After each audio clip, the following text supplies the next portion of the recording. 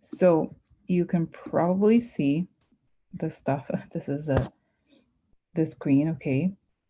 And what I want to show you is what I saw.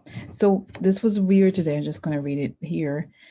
So there are three main topics. One is the lunar eclipse on Friday. The second one is the airplane crash. The third one is the Republican senators and speaking up against Trump about the Iran presentation and the idea, the choice to basically kill the guy there. And okay, so I'm gonna go over it just quickly. And so the first one here, I just read here, Friday, January 10th, 2:21 p.m. Eastern time this Friday will be significant. So then just I'm gonna okay, so what I was gonna say, guys, is that the vision of Ayatollah Khomeini, I guess you call it, on the other side. So, of course, take it. I have to say, take this with a grain of salt, okay? As you know, I was talking about the whole Iran thing yesterday, and I watch all these documentaries. So sometimes I'm like, am I crazy or whatever?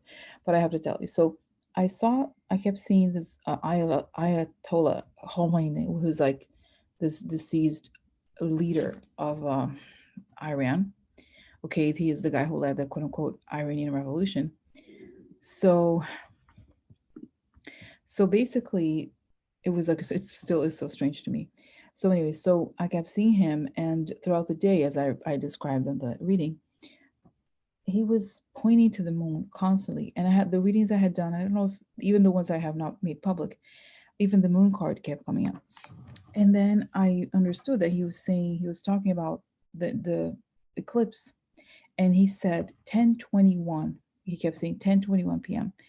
on Friday, and then I was telling people that, and as I was describing that to the group, um, I asked, so what is the time of the eclipse? Does anybody know?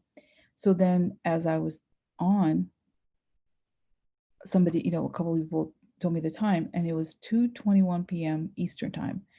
And then I looked up the time zone of Iran. I guess Tehran is 8.5 hours. So let's calculate 8. So if it's 8 hours ahead, it would be exactly 10:21. Okay, because Iran is a big country, so we don't exactly know where. I'm just saying in general.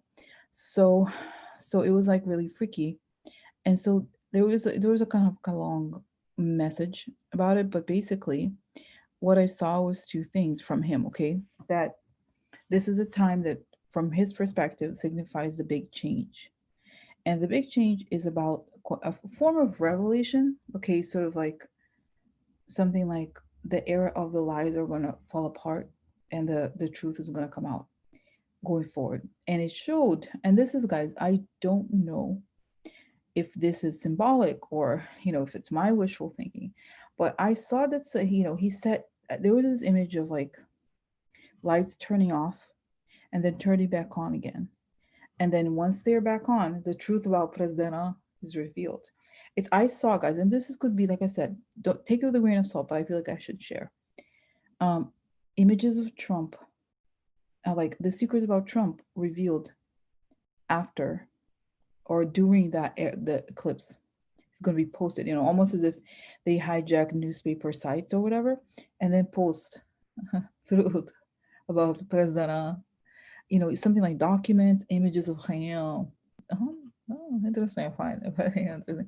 So, and like I said, it could be that he's telling us that, and he's like laughing, whatever, that it's like the truth about Trump is going to come out after this date, or that on the date itself, Iranian hackers could come and like post stuff about Trump.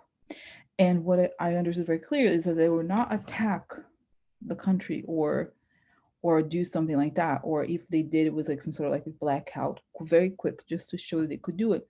But with that, when, like I said, when the power goes back on, we would see these images of Trump for who he really is. Okay, the stuff that's basically being kept from the public. So, because I was like, can you imagine if they like have informed, who else have a tax return and those kinds of, that'd be amazing, right? Okay, so that's part one. So like I said, so the equivalent of this 1021 in Iran would be 221. That's when the eclipse starts in Eastern time. So just so you know, and don't be scared if something like this happens, like some sort of like blackout, because it's gonna come back up. Okay, now that's part one. And then there's a it's a long thing, and I know that on YouTube people don't like very long things, and it took a while to get all the information and the messages about the new era coming, and that people who lie are going to fall apart and all that. Okay, now the second part is about the Ukrainian airplane, and that was also a little bit scary. It wasn't scary. I'm going to read here because what is, oh, sorry, just read what it says here. Okay, Ukrainian plane crash. I saw two wires inside the plane engine, one yellow/orange and the other red, connected by gray tape, like duct tape. Okay. These wires are placed right next to the fuel container, and as the motor heats up of the airplane, like once it takes off, it starts to heat up. And the heat somehow triggers this electric thing. Okay. So the wires heat up and create the engine explosion. So there's what I saw was that there was an explosion at the beginning of the flight of the motor, wherever the engine, where the oil was that oil that you put, diesel, whatever that is, whatever the fuel is, that's where the explosion happens through the action of these little wires. Okay. So the other thing is I got the word sabotage. So I don't think, and like I said, please take it with a grain of salt. I'm not saying this is the truth. It's just is what I do here. Okay. So that's the story about that. And I also saw a man wearing like a quote unquote Arab outfit, well, closer to like what Saudi Arabia people wear, and all, but it was fake. Like there was a fake beard. The person then takes off, like it's a costume basically. That's not who they really were. Okay, one person who does this with the wiring. Okay, okay. Then now the other thing that is important that came up is here. Putin decides to burn his source, Brazera. This is why Russia spokesperson Rand Paul speaks up so confidently against Trump. So for the first time, guys, ever since Trump was elected, I saw Rand Paul saying something bad. Oh, well. Did you see Mike Lee? I'd never seen, I didn't even know his name, that guy. So he was like, oh, very upset. So what I saw was the reason why that was, is that I think these people are really controlled by it. And Putin has decided to burn Trump. Okay. And they're basically communicating the Russian position vis-a-vis this whole thing. And that's really bad news for Trump because nobody supports, he went too far from their perspective. Okay. So I'm just going to read here. The reading suggests it's because Russia has decided to get rid of Trump and burn him. They believe he went too far in trying to please the Saudis, and they believe he can't come back from the betrayal. This will lead the GOP to abandon Trump for self-preservation and do it like Trump does with people who are in legal trouble. I don't know this person. I have nothing to do with him. Without Russia's backing, Trump is nothing. And the last image is I saw this interesting image of Putin putting Trump on a skateboard, a group with greased wheels, so that it goes there, so that the wheels go really fast. And then he places Trump there, and Trump is like this, and then he glides down a hill. In other words, the downfall is fast. So whatever happens after the 10th after this eclipse is going to be significant for Trump's downfall. I feel like he's muted after this. So I just want to send information because I feel like I'm getting a lot of information that I'm not asking. So it must be significant. Okay. So this is just quick. All right. Bye. Bye. Okay.